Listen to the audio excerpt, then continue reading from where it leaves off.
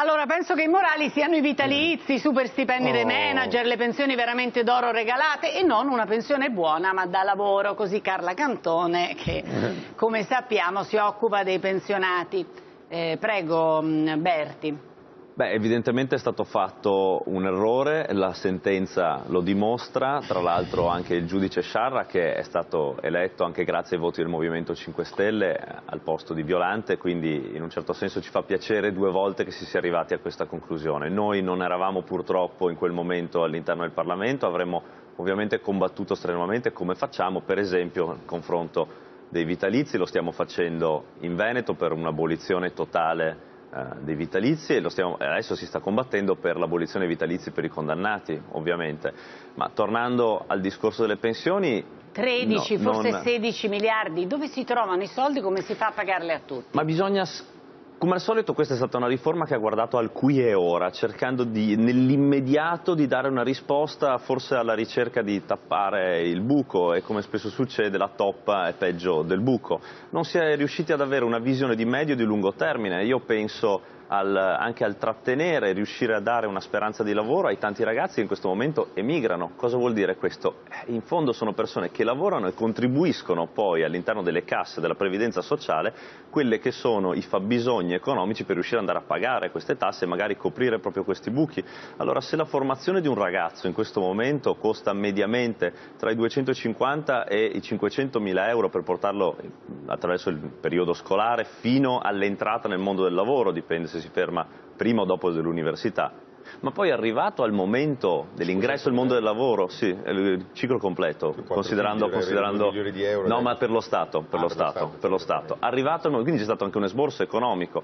Andiamo a perdere, perché abbiamo un fenomeno di immigrazione fortissimo, Londra, la prima comunità di emigranti, è proprio italiana. E andiamo a creare reddito, quindi al di fuori dello Stato, e quindi questo è anche investimento, non solo il capitale umano, ma il capitale economico che andiamo a perdere, non rientra più nelle casse previdenziali, ma va a arricchire altri paesi, abbiamo fatto un doppio danno enorme, non riusciamo ad andare a ricolmare questo danno che è stato fatto. Dal punto legislativo abbiamo visto, ci siamo dati una zappa sui piedi enorme, e quindi oltre al danno anche la beffa. Bisognerebbe partire dalla fonte per risolvere i problemi e riuscire a dare una visione... Vanno pagate tutte a suo giudizio no, non tutte. le pensioni? No, non tutte. Di questi 16 miliardi si può immaginare, poi adesso parliamo di numeri un po' a caso, no Liuzzi? Perché non si esatto, è detto 13, 14, 15, 16, sale continuamente. Anche perché no? nell'immediatezza della sentenza bisogna, come veniva detto prima, qua costituzionalisti non ce ne sono, bisogna leggere con calma la sentenza, riuscire a capire dove e come andare a intervenire e qual è la portata economica. Sono sempre calcoli delicati, anche perché bisogna andare a riprendere i conti del 2011, le compensazioni durante gli anni, ma ovviamente c'è anche un'equità che non è solo sociale ma è anche morale. Sì, mi dice quanto le piace la buona scuola? Non mi piace. Quindi, quanto le piace il preside sindaco? Non mi piace il preside sindaco, partiamo prima di tutto dalle assunzioni, io lo vedo nella realtà del Veneto, per usarlo come esempio, vengono richieste dall'ufficio scolastico regionale 400 assunzioni oltre a quelle che vengono preventivate, i sindacati ne chiedono 700, abbiamo un deficit noi in questo momento proprio di assunzioni, di personale scolastico che riesca a dare qualità e quantità ai ragazzi che dovranno essere un domani, ricollegandoci alla questione delle pensioni di prima, i lavoratori e i cittadini, quindi nostri. Dall'altra parte abbiamo le infrastrutture scolastiche, torno comunque al preside sindaco, così è stato chiamato. Abbiamo dei grossi problemi. C'è il dettaglio che non è eletto, però adesso su queste sono sciocchezze. Lo so, non piace per nulla. Sono puntigliosa. Lo so, ma non piace. Ma non piace per nulla l'idea. Preside sindaco e immagini un modello, poi diciamo lì c'è la differenza che quello almeno qualcuno l'ha scelto. Non si può leggere, però e non è che l'hai presa e l'hai catapultata a proposito di merito.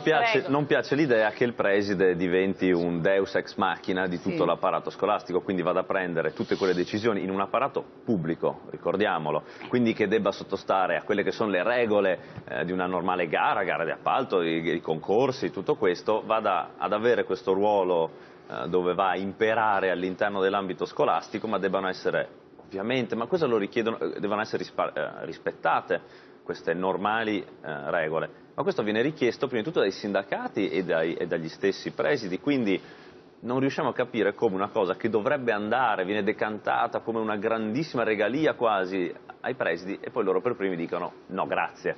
Allora mettiamoci d'accordo, io dico a un certo punto, io ascolterei prima di tutto i primi attori della scuola per riuscire a capire quali sono le loro esigenze. Edilizia scolastica, abbiamo visto come il DEF ne preveda molto poco, si parla di circa 400 milioni di euro, vengono investiti 70 miliardi per le grandi opere, abbiamo visto purtroppo problema... Come funzionano di solito, lei dice? Esatto, come funziona. Io andrei a spostare queste risorse per assunzioni ed edilizia scolastica. Allora io